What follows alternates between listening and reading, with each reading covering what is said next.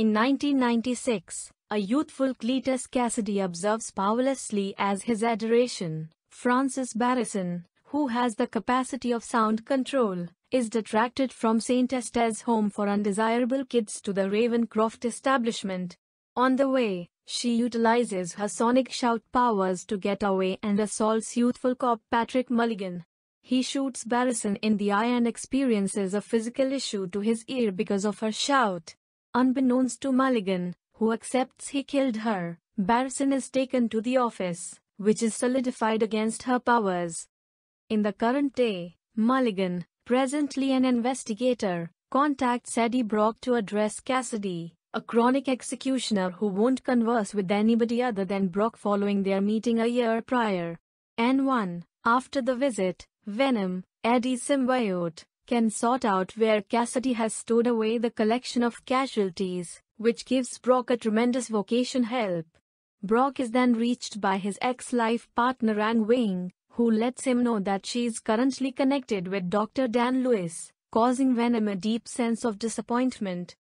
Cassidy, who was viewed as at real fault for his violations and prior condemned to death by deadly infusion, welcomes Brock over to San Quentin State Jail, where Cassidy is confined waiting for capital punishment, to go to his execution. Be that as it may, Venom is incited to go after Cassidy through affronts towards Brock. Cassidy chomps Brock's hand, ingesting a little piece of the symbiote.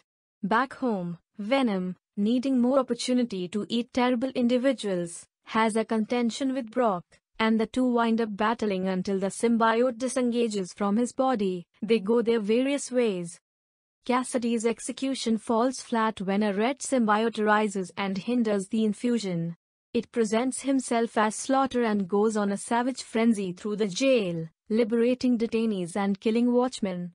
Cassidy and Go then make an arrangement. Slaughter will assist Cassidy with breaking out Barrison from Ravencroft, and Cassidy will assist him with wiping out Brock and Venom. Mulligan calls Brock and cautions him about the circumstance.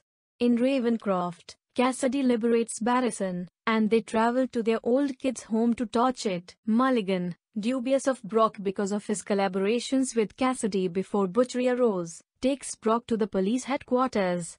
Brock won't address Mulligan's inquiries and contacts Wing as his legal counsel. Brock uncovers that Venom has isolated him and necessitates the symbiote to battle bloodletting together.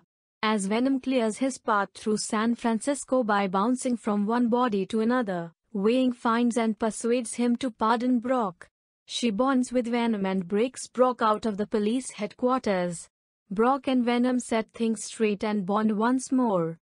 Cassidy kidnaps Mulligan, and Barrison catches Wing in the wake of neglecting to track down Brock. Barrison gives Lewis data on Wing's whereabouts, and he gives it to Brock. Cassidy and Barrison plan to get hitched at a basilica, where Venom shows up and battles bloodletting. Barrison apparently kills Mulligan by balancing him onto a chain. Venom stands his ground against his generation. However, he is in the long run overwhelmed fiercely via savagery, and the last option chooses to kill Wing on the basilica. Venom figures out how to safeguard Wing in time and incites Barrison to utilize her powers once more. Her sonic impact causes both symbiotes to isolate themselves from their hosts as the church building breakdowns and a falling chime kills Barrison. Venom saves Brock by holding him before the effect. Bloodletting attempts to bond with Cassidy once more. However, Venom eats up the symbiote, killing it. Cassidy expresses that he simply needed to be Brock's companion. However, Venom chomps Cassidy's head off. While Brock, Venom, Wing, and Lewis escape, an as-yet living Mulligan's eyes streak blue. Brock and Venom choose to get away while they consider their following stages. In the mid-credits scene, Venom educates Brock regarding the symbiote's information on different universes. Yet, before Venom can show him, a blinding light vehicles them from their lodging to another room where they watch J. Jonah Jameson uncover Bugman's way of life as Peter Parker on TV.